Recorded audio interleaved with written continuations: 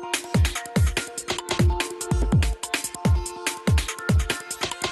violencia desatada ayer por el grupo terrorista Estado Islámico en Barcelona ha conmovido, por supuesto, a todo el mundo debido a que hay 14 personas fallecidas y más de 100 personas heridas.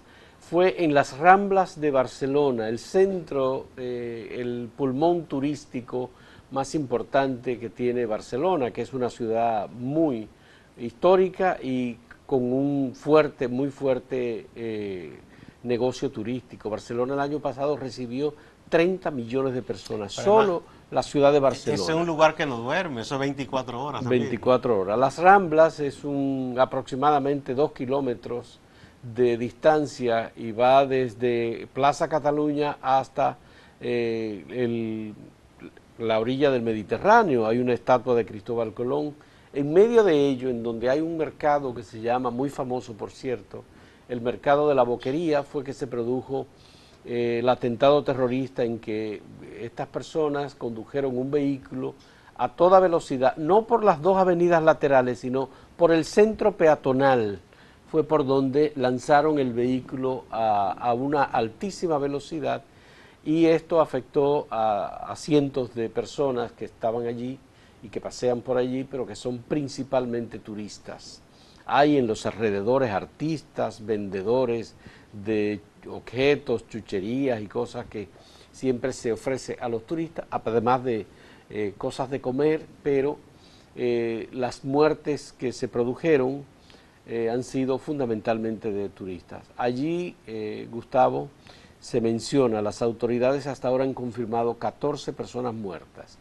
Puede ser que fallezca alguna de las que resultaron heridas. Hay muchos heridos. Más de 100. Más de 100. Hay situaciones muy lamentables como niños que fueron afectados, ancianos que fueron afectados, jóvenes igualmente, en general que han resultado afectados por estos atentados. De las últimas informaciones, Fausto, que dicen las autoridades españolas que hay dominicanos entre las víctimas, pero no han sido identificadas las víctimas con sus respectivos nombres todavía en su totalidad. Dicen que hay dominicanos, hay mexicanos, hay estadounidenses, argentinos, venezolanos, peruanos. Mucha gente de Latinoamérica que acostumbra, chilenos que acostumbra a ir a vacacionar a esa zona, que es de un gran atractivo, como dice. Respecto a la velocidad del vehículo, hay dos informaciones un poco contradictorias.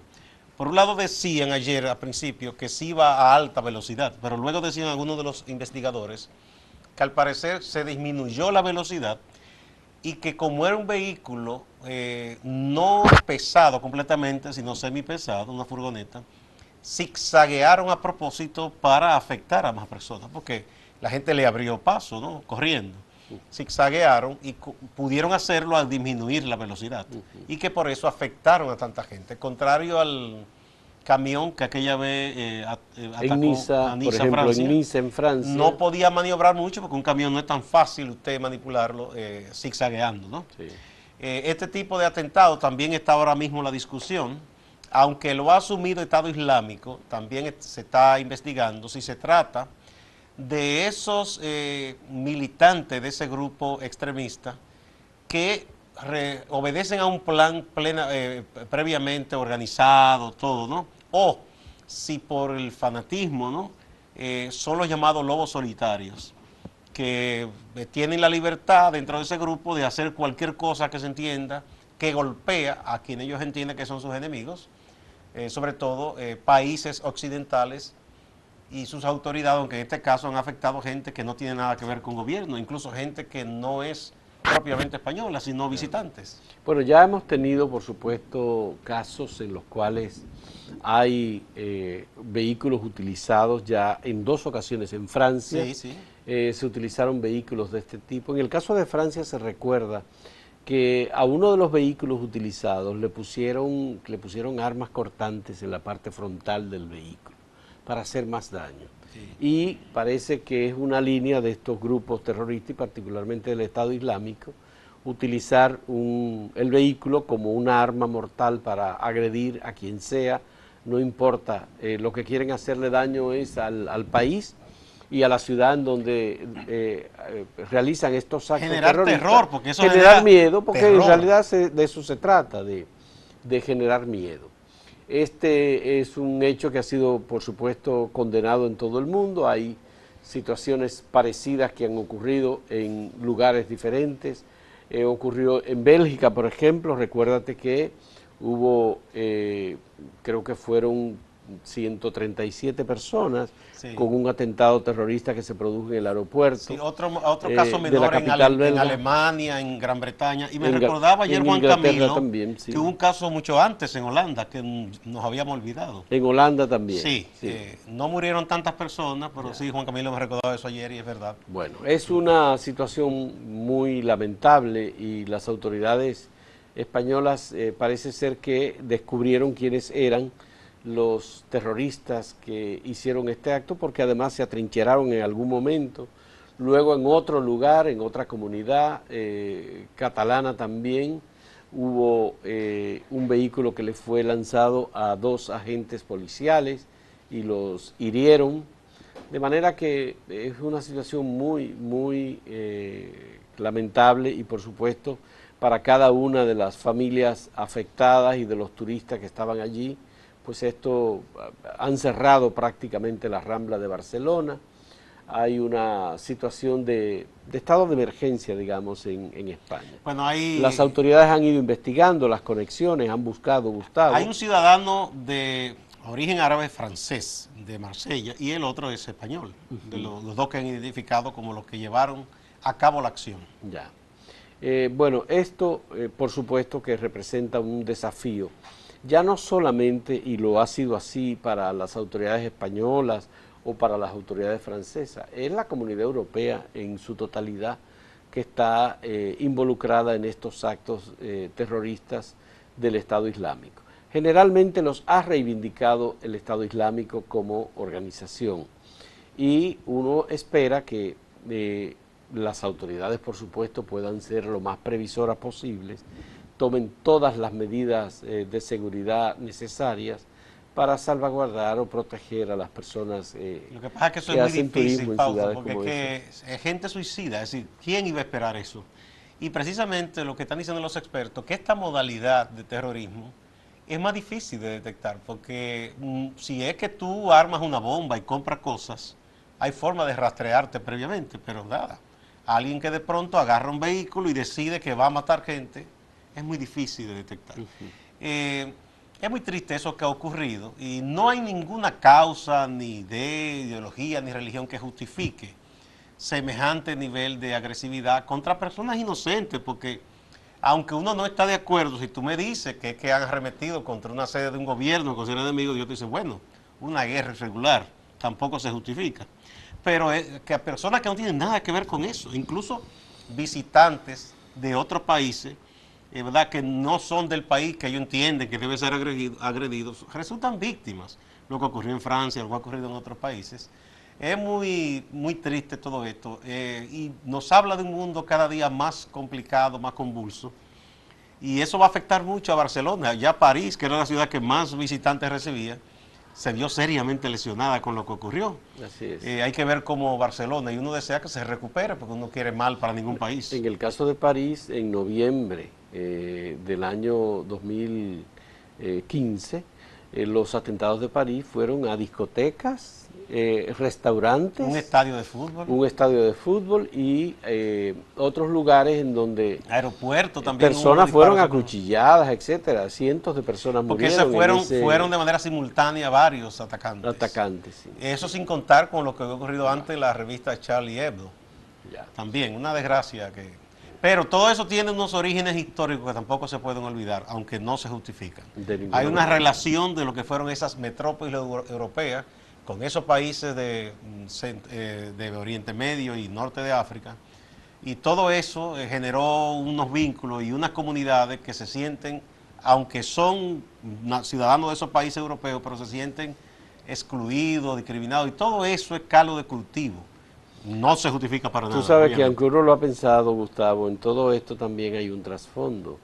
Las autoridades de Barcelona son autoridades independentistas Ya Mariano Rajoy se trasladó ayer inmediatamente, tan pronto como pudo, como presidente del gobierno español, a Barcelona a expresar su solidaridad y apoyo de parte del gobierno español a las autoridades de Barcelona. Y el rey se había expresado. Pero son autoridades independentistas que tienen un referéndum que han planteado varias veces y de fondo el hecho de que los catalanes estén insistentemente, por ejemplo, usando el idioma catalán cada vez que hacen las primero, más que comunicaciones. todo, le piden luego que hablen en castellano. Los periodistas le piden, pero miren, nosotros queremos que hablen en castellano.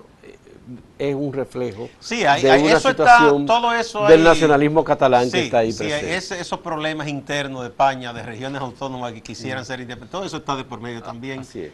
Bien, se ponen en este contexto como que resalta. Resalta. Hacemos una pausa.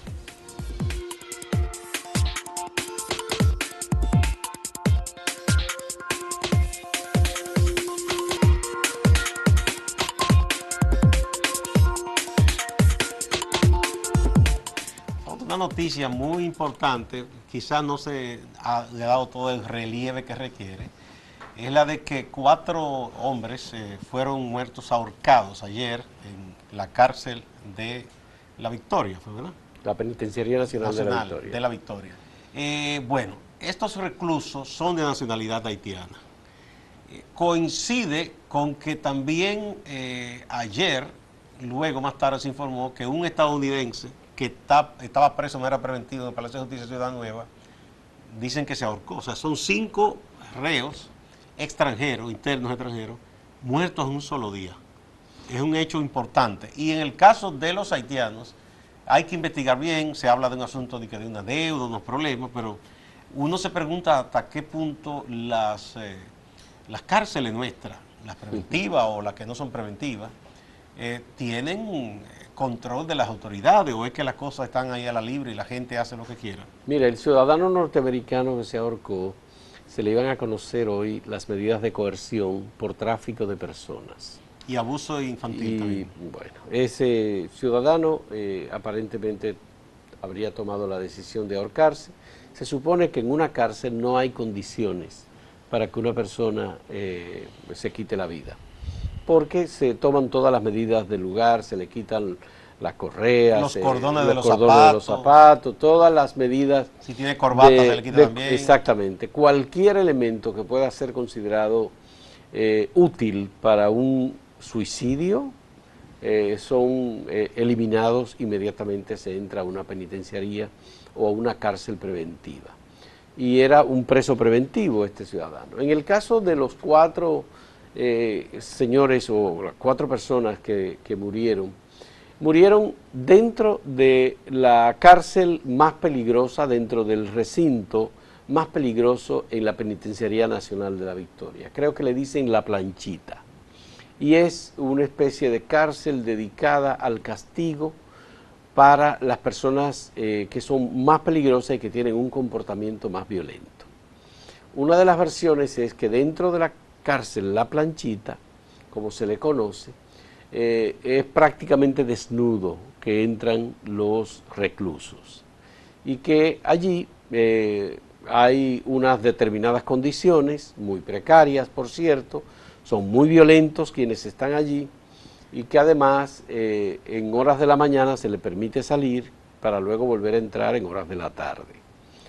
Dicen que por lo menos una de las versiones publicadas por los medios de comunicación es que los 4 haitianos que estaban allí habrían sido apresados por diferentes motivos, delitos menores, en realidad, delitos menores, y que se había atribuido que ellos eran o habían robado o que tenían algún tipo de dinero y no lo habían entregado a las autoridades del penal de La Victoria, y que eso desató algún interés en los demás reclusos que estaban allí, y que fueron 10 las personas que participaron en el crimen. Es decir, fue un crimen de 4 personas. Un linchamiento. Linchamiento cometido por 10 presos dominicanos. Esos 10 presos dominicanos han sido identificados por las autoridades. y están presos no solamente por haber cometido crímenes, es decir, haber matado personas, haber violado menores, uno que cometió robo agravado, que es como se le denomina. Buenos son los responsables y están identificados por sus nombres.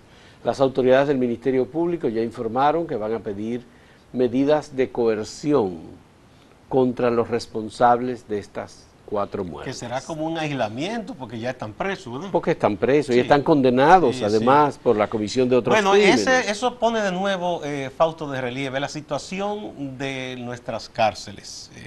Esas cárceles no son simples centros en que la gente paga una pena, ¿no? Si está condenado o si es preventivo, que está a la espera de juicio, sino que son verdaderos laboratorios de criminalidad y centros de dirección del crimen organizado incluso. Desde ahí hay gente que despacha y dirige a criminales para que maten, recibe órdenes si entra alguien para que sea matado, y eso ocurre en las narices de las autoridades prácticamente. Es una barbaridad porque que tú me digas que en una riña maten uno, pero eso no fue una riña, eso fue algo planificado. Planificado. Aunque diga el Ministerio Público que es una riña, eso no, porque una riña es, si es campal, se dice, bueno, ellos mataron 5, de este lado hirieron 2, 3, pero se ve que esa gente fue mandada a matar. Y hay que investigar bien las causas. ¿Y quién permitió todo esto? Parece que las autoridades ya tienen toda la información de cómo ocurrieron los hechos, Gustavo. Pues comenzaron a informar muy mal diciendo que es una riña. Bueno, pero obviamente que deben tener, porque esos presos van a decir cómo fue que ocurrieron los hechos. Obviamente, ahí nadie guarda espaldas a nadie. No, creo que esa gente no. está condenada. Hay que ver si las autoridades de Haití protestarán ante las autoridades dominicanas, si reclamarán algún tipo de explicación, pero obviamente cuando estas informaciones se divulgan en Haití, eso genera también algún tipo de ira en esa sociedad. Como ocurre en cualquier país, si uno de los suyos muere en el exterior, no importa que sea un reo, que no sea reo, tiene derecho a la vida. Porque se ve como un crimen por otro tipo de razones, es decir, no por una cuestión simplemente delincuencial, sino como un crimen de odio. Son 4 haitianos, imagínense ustedes que en Puerto Rico maten a 4 dominicanos dentro de una celda. Obviamente que la comunidad dominicana y las autoridades dominicanas tienen que decir algo y por lo menos pedir explicaciones. Regularmente, y es muy lamentable en nuestro país, cuando se mata a alguien que se considera un delincuente, mucha gente hasta lo aplaude y entiende que eso no importa. Y si es un preso, todavía más. Por aquello, esa expresión infeliz que dice que el preso no es gente. Pero no, el preso sí es gente. O sea, tiene unos derechos conculcados porque ha delinquido, pero no quiere decir que no tenga derecho a la vida. Pero hay no importa si es dominicano o extranjero. Los muertos estaban presos en La Victoria por delitos menores. También. Y fueron asesinados por presos dominicanos que habían cometido delitos mayores. Entonces ahí el viejo problema de que usted coloca en una misma área gente que tiene un historial de delincuente peligroso, ¿no? Altamente, y con otros que han infringido leyes pero que no han llegado a cometer asesinatos. Con toda razón, los familiares de Ángel Rondón se quejaron y actuaron inmediatamente para evitar que Ángel Rondón fuera llevado a la Penitenciaría Nacional de La Victoria. Ahí yo le concedo toda la razón. ¿Me entiendes? Sí, yo le concedo razón. ¿Por qué? Porque La Victoria es definitivamente la cárcel más peligrosa de todas las cárceles que existen en este país, pese a que existe un nuevo sistema penitenciario. Sí, porque esa es una penitenciaría que data de una época en que todavía la población fue ideada para 1000 y tantos reos. Y bueno, la cárcel de La Victoria es una cárcel trujillista. Sí, que por cierto se llama Penitenciaría Nacional. La gente le dice La Victoria porque está en el pueblo de La Victoria, pero antes, sabes que la dictadura todo es nacional. Cementerio Nacional, Penitenciaría Nacional. Sí. La Cinemateca se llamaba Nacional hasta que le cambiaron el nombre por Cinemateca Dominicana, que eso sí la distingue. Sí, porque nacional son todas. Bueno, pero esta situación puede traer más elementos que incentiven la diferencia, el rechazo entre ciudadanos dominicanos y ciudadanos haitianos. Aquí hay varios momentos en la historia dominicana y particularmente recientes en los que 3 y 4 ciudadanos haitianos mueren en diferentes circunstancias. Y con los antecedentes que tenemos, por ejemplo, ese joven haitiano que fue ahorcado en Santiago y eso se quedó en el limbo. Eso se ha quedado en el limbo. Un limpiabotas. Eso es como para que una sociedad... Ahorcado y amarrado. Obviamente. Porque no fue que se ahorcó. Una sociedad se autoanalice, que puedan asesinar a alguien en una ciudad importante, colocarlo en una plaza colgando, y que luego no se pueda dar las explicaciones y no hay una investigación que dé con los orígenes de ese asesinato y con los culpables. El gobierno dominicano, en caso de que ocurriera, por ejemplo, una situación así con ciudadanos dominicanos, estaría obligado a pedir una explicación a las autoridades del país donde ocurriera esto. Como debe ser. Como debe ser. Como debe ser. Definitivamente. Hacemos otra pausa.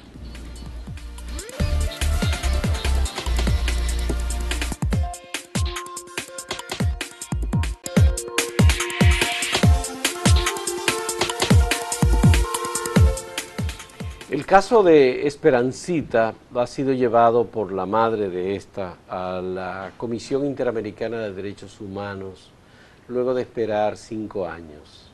Antes de ayer se cumplieron 5 años de que falleciera la joven Rosaura Almonte, más conocida como Esperancita, y falleció como consecuencia de mala práctica médica y como consecuencia de una estructura legal existente en la República Dominicana en que no fue posible ofrecer el tratamiento adecuado para salvar la vida de esta joven Rosaura Almonte, Esperancita.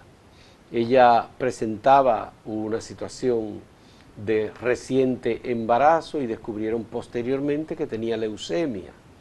Y la trataron en el hospital del Seguro Médico de los Maestros, en el hospital del SEMMA, y nunca quisieron ofrecerle información a la madre de Esperancita, doña Rosa Hernández, quien reclamaba información sobre lo que estaba pasando con su única hija. No le ofrecieron el tratamiento médico que correspondía porque estaba embarazada, y esperaron hasta que Esperancita muriera. Obviamente hubo mucha presión pública, presión social, la iglesia intervino, el padre Manuel Ruiz estuvo muy activo a la cabeza de la cama en donde estaba Esperancita, tratando de evitar que le dieran las terapias que correspondía para salvar la vida de esta joven. Ellos han buscado el apoyo de 2 organizaciones de mujeres, Women's Link Worldwide, que es una organización internacional que tiene unos 4 años ya establecida en la República Dominicana, y la colectiva Mujer y Salud. Y luego de esperar a que las autoridades actuaran, no han actuado, las autoridades del Ministerio Público para tener informaciones, han presentado varias querellas tanto en los tribunales penales de República Dominicana como en otros tribunales de carácter civil, la Cámara Contenciosa Administrativa, por ejemplo, y no han tenido respuesta de ninguna manera. Mira, en este caso, Fausto, se puso en evidencia una vez más por qué es necesario que República Dominicana tengamos un Estado laico, en el cual las autoridades del Estado tomen decisiones sobre casos como este, porque en esto tuvo que ver mucho la influencia, el peso del clero respecto a... Hay una comisión que se habla, ¿verdad?, de bioética, ¿qué se llama?